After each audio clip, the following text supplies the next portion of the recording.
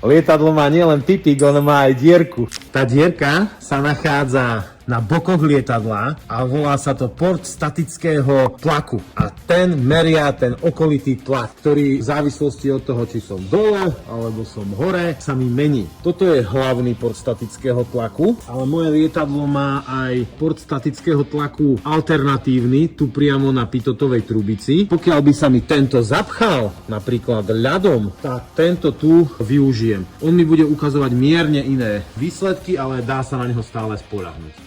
Takže to, čo si stačí zapamätať, je, že toto je pitostatická trubica, do nej vchádza celkový tlak, fúkam, okolo mňa je nejaký statický tlak, ktorý touto menšou dierkou sa sníma, dohromady v prístroji sa zmiešavajú, no a jednoduchá matematika, celkový tlak mínus okolitý statický tlak mi dáva dynamický tlak. A to je ten tlak, ktorý už rýchlomer ukazuje vo forme rýchlosti voči vzduchu. Keď sme pri rýchlostiach, tak tu vidíte logicky zelená, dobre, biela, dobre na klapkách. Tuto mám takúto čiarku, koniec zelenej, toto je pádová rýchlosť, to pod tú mi lietadlo spadne. Keď sa dostanem na túto červenú, tak jednoducho ho môžem rozlomiť na poli. Takže sa držím niekde počas bežného letu tu, napríklad keď cestujem.